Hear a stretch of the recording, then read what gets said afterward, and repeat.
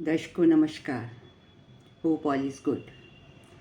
दर्शकों देखिए, आज मैं एक बहुत ही महत्वपूर्ण टॉपिक पर बात करने जा रही हूँ कि अगर आप शादी करने जा रहे हैं और इंस्टेंटली आपने डिसीज़न लेना है कि आपके लिए आपकी पत्नी या आपका पति कैसा होगा, तो कैसे डिसाइड करेंगे?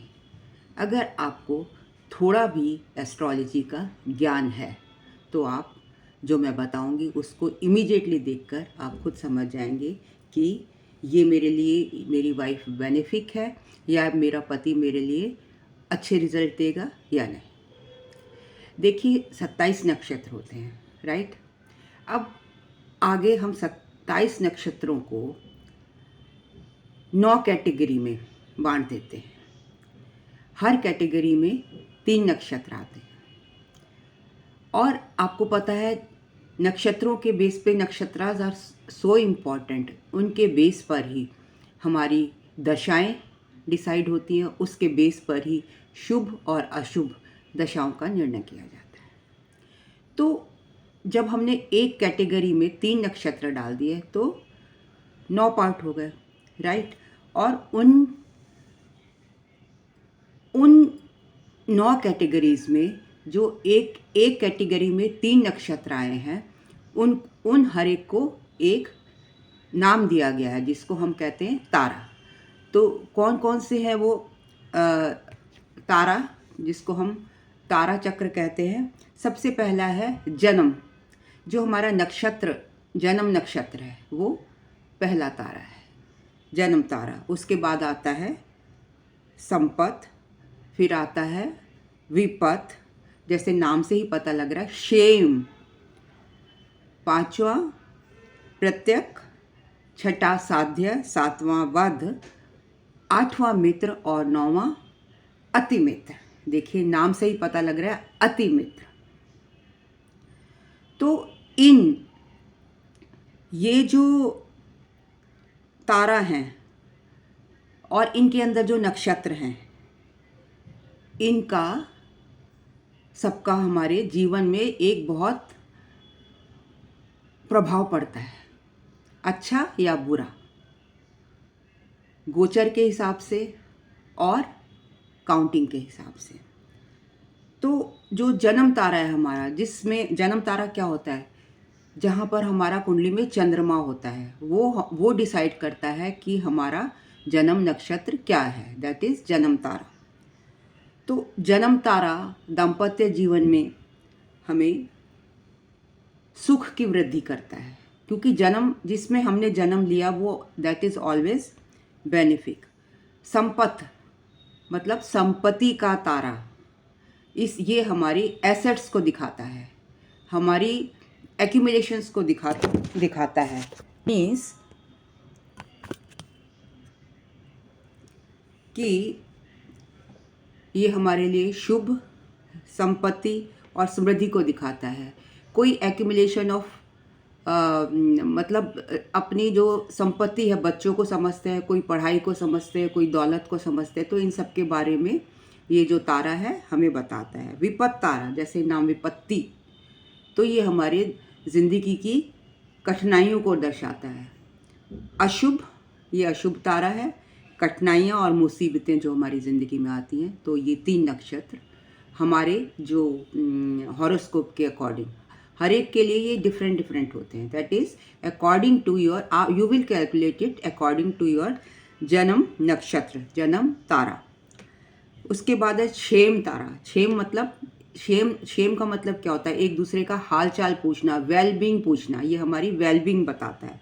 ये शुभ होता है, हमारे स्वास्थ्य के बारे में बताता है, हमारी हेल्थ के बारे में बताता है, आरोग्य के बारे में बताता है। 5th इज प्रत्यक तारा, मतलब ये भी अशुभ है और हमारे जीवन में आने वाली बाधाएं और रुकावटों के बारे में हमें ज्ञान कराता है। साध्य तारा, साध्य मतलब साध्य एक साधक, साधना, जैसे सिद्धि से अगर हमें कोई सिद्धि करनी है तो ये तारा हमारे लिए बेनिफिक होगा। सफलता कोई पानी है, उसके लिए साधना करना मतलब किसी चीज़ को टेम कर लेना। वध तारा, ये अशुभ तारा है जो हमारी पीड़ा और मुश्किलों को दर्शाता है। देन 8th इज मित्र तारा, ये शुभ है, अनुपूरक है और समर्थक है। मतलब एक तरीके से न्यूट्रल है, बट फ्रेंड है, आपको नुकसान नहीं पहुंचाता। अति मित्र, अति मित्र जो मतलब तुम्हारा बेस्ट फ्रेंड है, तुम्हारा दोस्त है। ये इस आउट ऑफ द बॉक्स जाकर आप जब भी अपनी ज़िंदगी में कोई भी आपको परेशानी आएगी, कुछ भी होगा, तो ये तारा आकर अगर जो इसके तीन नक्षत्र हैं वो आकर आपको बचा लेंगे, उन परिस्थितियों से बाहर निकाल लेंगे। ये बहुत ही शुभ और सहायक और समझदार तारा होता है। तो चलिए एक एग्जाम्पल के द्वारा जान लेते हैं। देखिए, अगर आपकी कुंडली में आपका मान लीजिए नक्षत्र है चंद्र नक्षत्र से, इसको हम कैलकुलेट करेंगे। मान लीजिए कि आपका चंद्र नक्षत्र है, चंद्रमा जो है मूल नक्षत्र में है। तो अगर हम मूल से 9वां, मतलब जो ये हमने कैटेगराइज किया है, तो अतिमित्र कहाँ पर आया? 9वां, मतलब आउट ऑफ द बॉक्स जाके आपको मदद करेगा। तो अगर आपका किसी भी वर्ग का, मेल का जो चंद्र नक्षत्र है वो मूल है, तो उससे वो काउंट करेगा 9वां नक्षत्र जो आएगा। तो वो अगर वो कन्या का, मतलब वो फीमेल का रेवती नक्षत्र है, 9वां नक्षत्र कौन सा आएगा अगर हम मूल से काउंट करेंगे? तो सॉरी, मैंने कौन सा बोला था? यस, फीमेल का अगर, अभी हम पहले फीमेल की बात करेंगे, मैंने मेल बोल दिया गलती से। अगर फीमेल का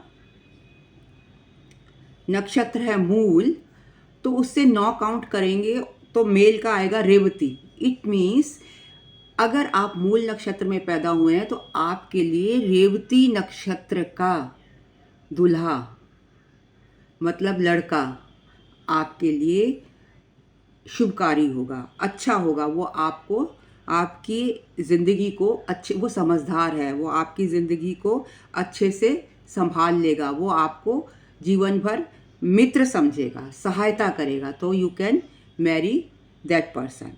अच्छा, अब अगर मेल की कुंडली है और उसमें जो आपका जन्म नक्षत्र है वो है पूष्य, तो उसका 9वां कौन सा आएगा?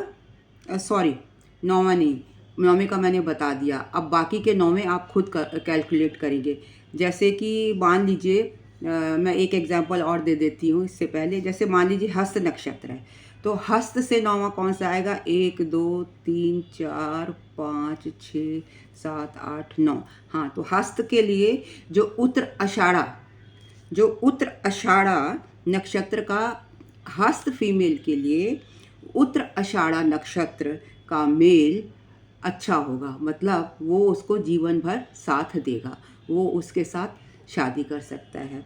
मान लीजिए फीमेल है अश्विनी नक्षत्र की और मेल है अश्लेषा, क्योंकि 9वां हम गिन रहे हैं ना, तो 9वां पड़ेगा अश्लेषा, तो it will be good partner for you. इसी तरीके से जो सेकंड हमने बताया संपत मतलब संपत्ति। अगर आपसे जो मेल की कुंडली है उससे दूसरा नक्षत्र है किसका? फीमेल का, तो वो आपके जीवन में धान्य की वृद्धि करेगी। हर तरीके के एसेट्स आपके, उसकी शादी के बाद हर तरीके के एसेट्स आपको मिलेंगे, हर तरीके की कलेक्शन होगी, आपके परिवार में वृद्धि होगी। जैसे कि अगर मेल का पुष्य है तो फीमेल का अश्लेषा है, और अगर मघा नक्षत्र का मेल है तो उससे नेक्स्ट कौन सा है? पूर्व फाल्गुनी नक्षत्र। तो ये भी आपके लिए संपत्ति तारा हुआ, तो ये आपके जीवन में को धन्य धान्य से भर देगी। इसी तरीके से हर नक्षत्र से, मतलब अगर हर नक्षत्र मीन्स आपके जन्म नक्षत्र की बात कर रही हूँ। अगर आपका जन्म नक्षत्र है हस्ता, तो इससे दूसरा कौन सा पड़ेगा? इससे दूसरा पड़ेगा चित्रा। मतलब हस्ता नक्षत्र का मेल है तो आप फीमेल कौन सी लेंगे? चित्रा नक्षत्र की। तो वो आपके लिए संपत तारा है, और संपत तारा में धन्य धान की वृद्धि होती है। तो देखिए ना कितना इजी हो गया। और इन केस आपको एस्ट्रोलॉजी नहीं आती है, एक 27 नक्षत्र का चार्ट आप गूगल से निकाल कर, अगर आप लड़की या लड़का देखने जा रहे हैं, जो मैंने रूल बताया वो अपने जेब में रखें। और आप 9वां अतिमित्र और संपत नक्षत्र टैली करेंगे, और उसके अकॉर्डिंग ही आप डिसाइड करेंगे कि मेरे लिए क्या अच्छा है और क्या बुरा है। 9वां जब हम कैलकुलेट करते हैं तो फीमेल की कुंडली से करते हैं, मतलब फीमेल की कुंडली से स्टार्ट करते हैं, उसका नक्षत्र देखेंगे पहले। और जब हम दूसरा देखते हैं तो मेल की कुंडली से शुरू करते हैं, दूसरा सेकंड नक्षत्र। तो ये था दोस्तों मेरा विश्लेषण while choosing your partner. Hope ये आपके लिए बहुत बेनिफिशियल होगा, और इसीलिए अगर आपको मेरा वीडियो पसंद आया तो like, comment, share and subscribe कीजिए और जुड़े रहिए मेरे साथ। मैं इसी तरीके की सारी कैटेगरीज़, 9 की 9 कैटेगरीज़ के बारे में बताऊंगी कि किस तरीके से ये आपके प्रोफेशन में, आपके स्टडीज़ में, आपके मतलब चिल्ड्रन जो उसमें चाइल्ड बर्थ में, या आप कोई भी मुहूर्त निकाल रहे हैं तो किस तरीके से ये नक्षत्र आपको हेल्प करते हैं। Thank you very much for listening me so patiently. धन्यवाद।